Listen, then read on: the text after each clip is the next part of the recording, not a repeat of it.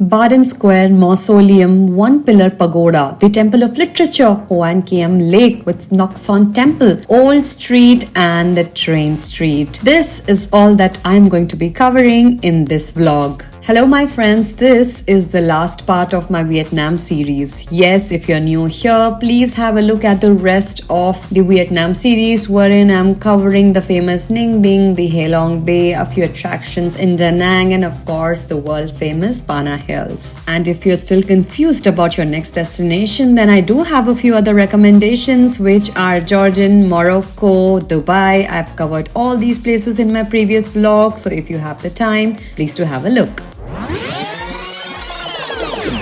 Hello, Namaste and Kim Cho, beautiful people. Welcome to my vlog.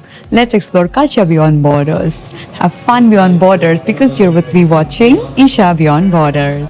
And that's a start to my journey to Vietnam. Done with the tickets, heading towards immigration, and it's going to be fast track immigration, so no more waiting queues. Now, if you're new to the fast track immigration process, then there's a dedicated video on my Instagram as well as YouTube. Please do have a look. I'm going to drop the link for the fast track immigration in the description, so do check it out. Hello guys, today I'm going to help you with a travel essential checklist.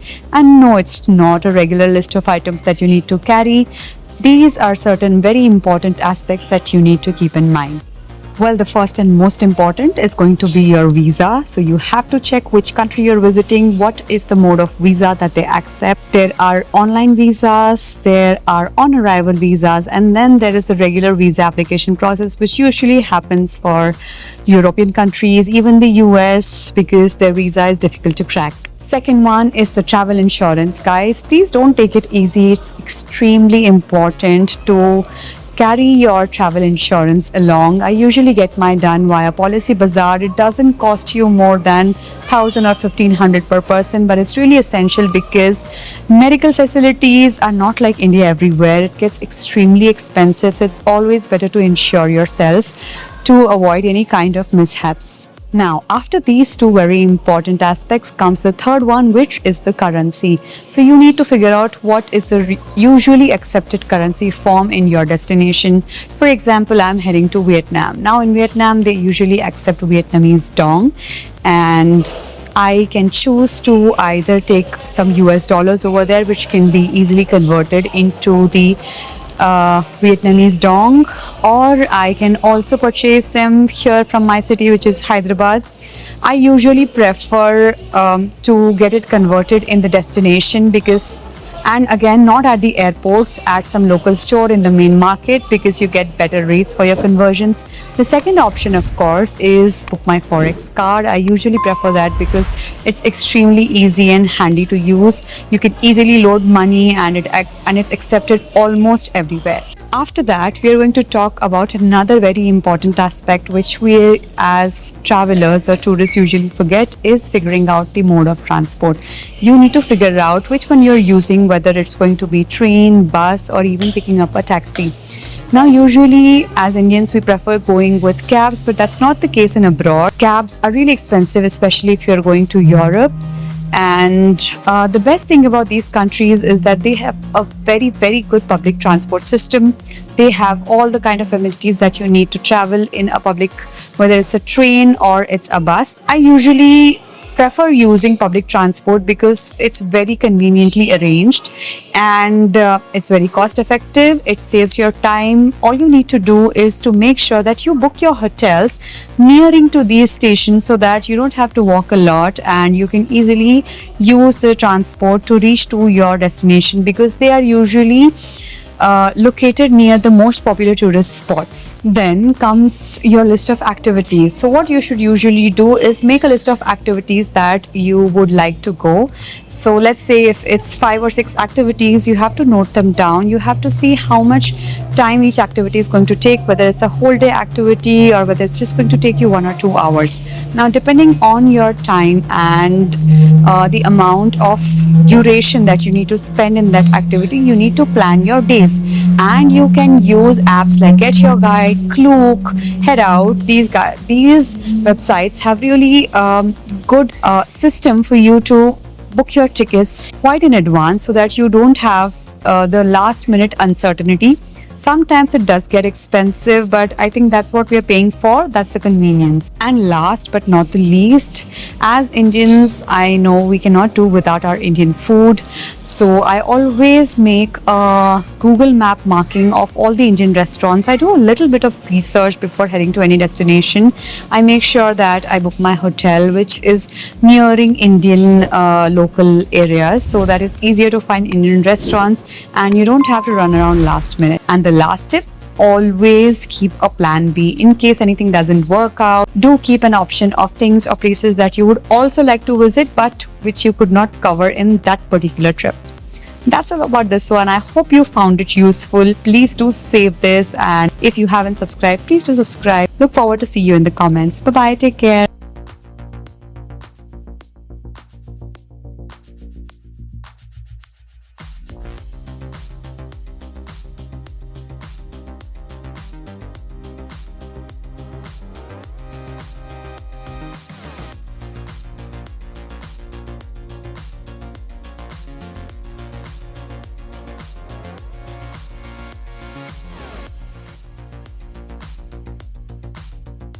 Hello guys, this is my very first destination in Hanoi, which is the pagoda. This one is a protecting pagoda, and the importance of pagodas is that it's a sort of monument where the ashes are stored, and of course it's only for the highest ranks of the monks. So one behind me, this one is a smaller stupa which has the ashes, and also the bigger ones, they also are storing ashes of the very well known and high level of monks over here. Things to keep in mind: you need to cover your shoulders and not wear extremely revealing clothes, and it takes roughly around 30 minutes drive from my hotel. It takes 30 minutes drive from the airport to my hotel. There is no entry ticket to come here, and the temple opens around 8 in the morning, so you can plan your day accordingly. There's a slight drizzle for today, but it's all good to go. And I think you don't need more than 15-20 minutes altogether to explore this. And this one is the biggest lake in the city, which is called the West Lake. It really looks huge and also deep. Because of the rains, the water levels are also pretty high. This tree was gifted by the President of India when he had arrived to Hanoi in 1959. So the very first pagoda was built in the 600 AD, and after that it had been rebuilt. The recent one was in 17th century, everything because of the storms and the river that's next to this pagoda. So this is how the inside of the pagoda looks. You can see all the idol behind me, and there is also Buddha here because the majority of people follow Buddhism. However, it's just 5%. 6% of the people follow Christianity. They also have Hindus and Muslims, but majorly people don't follow any religion, so I believe they are atheists. So as a gesture of doing good deeds over here in Vietnam, they have these fishes right next to the lake so that people can buy and release them in the lake, which is just outside the pagoda. So this is Wang. He is our tour guide, and he is the one who has been giving me all the information about this. And the one that we just visited is Chan Quoc Pagoda. So this is the very famous train street. As you can see, right now it's raining, so it's wet, and it's going to take another 20-25 minutes for the train to come. This is what you should be expecting here. So what Wang is trying to tell us here is that it's practically not safe to open these coffee shops here, but of course it attracts a lot of tourism, and of course you have to purchase something to sit here to get your pictures and videos, and for the same they're going to charge you slightly higher than what's there in the market.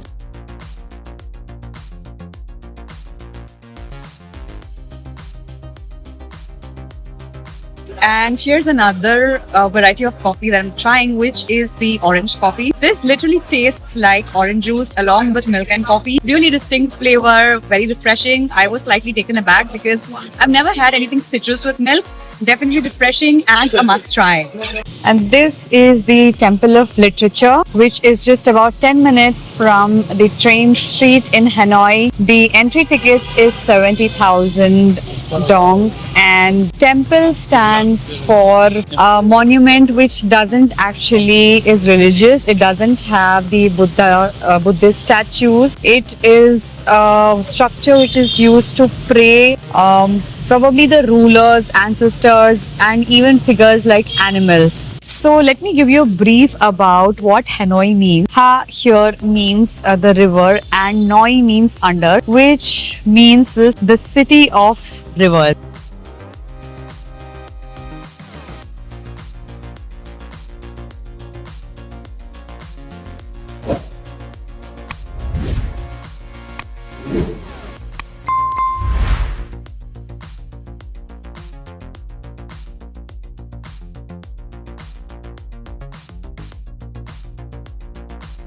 Built in 1070, this isn't just a temple. It holds Confucian history and is a pride of literacy and architecture.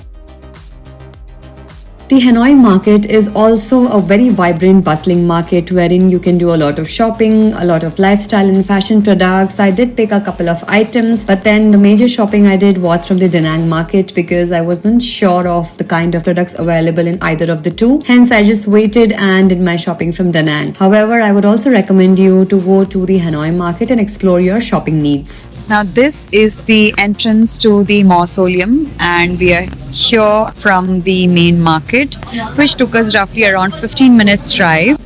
This mausoleum is to preserve the body of the president.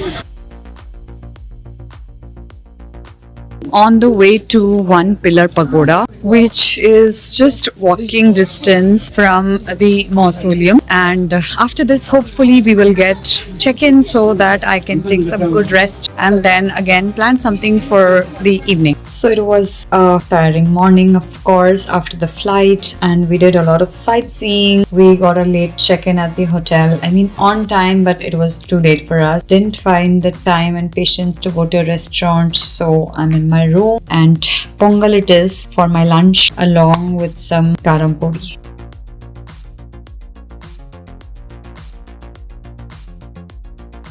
So I'm here at the Lotte Sky Observatory. This building looks like it's the highest building in Hanoi, and the observatory deck is on the 65th floor. So from my guide and also the receptionist, they highly recommended visiting this place, which is why I'm here.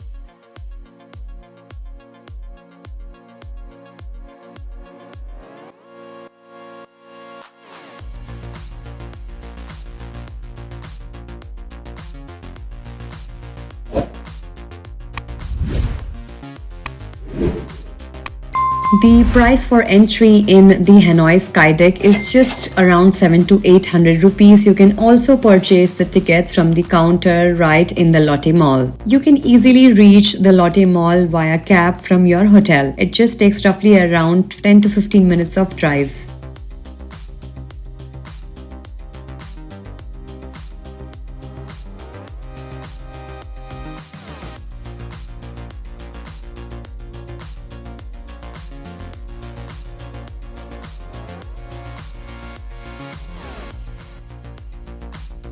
This that you're seeing is a vegetarian Vietnamese dish called a pho cha, and it has mushrooms, it has tofu, a lot of vegetables, and of course cooked in vegetable broth. Honest feedback, this is rather bland for anyone who likes a lot of flavor, but talking about the original flavors of the vegetarian items in this, which is the mushroom, the tofu, there's bok choy, there's carrots, there's onions, that is giving a really nice umami flavor to it. So indulgent people and people who really enjoy trying out different cuisines, I'm sure they would love it. But otherwise, this is not your regular Indo-Chinese food.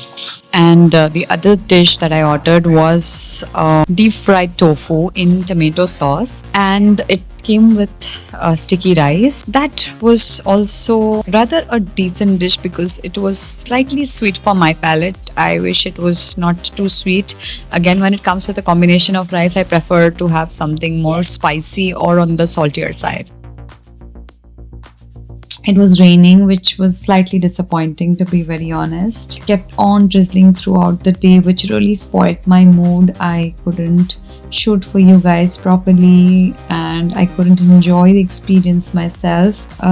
However, when it comes to the sightseeing and the experience, I think it was pretty decent. I've been to the mausoleum and I've been to the pagodas. Beautiful craftsmanship, beautiful architecture, very well maintained.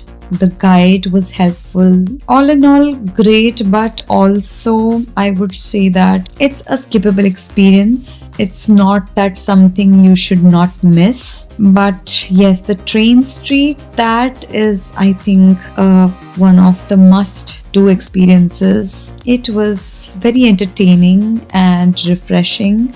Also, the coffees served there were amazing. So all in all, I loved and I will cherish that. Then again in the evening, we went to the observatory deck in the mall Lotte, which again I had a lot of high hopes, but not that great because the view wasn't good. There was a lot of light reflection on the glasses over there, which kind of spoiled the experience for me. I wish they had made better arrangements. So yeah, again, a skippable experience altogether. But yeah, so it's just the train street for today. That's all for tonight. Take care. Good night. Please make sure you like the videos and do share it with your friends and family. Let me know if anything in the comment section and make sure you're subscribed. Thank you. Bye-bye. That's all for this time, guys. Thank you so much for watching my channel, watching my vlog. Really appreciate all your love, support and encouragement, but I definitely need more. Please keep sharing and liking all my videos. If you haven't subscribed yet, this is a gentle reminder. Also, please do let your friends know about this. And this is the end of my Vietnam series. Now, let me know what is the next destination that you would like for me to cover. Please drop it in the comment section and I just hope I can take you on another tour with me. Thank you so much. Lots of love.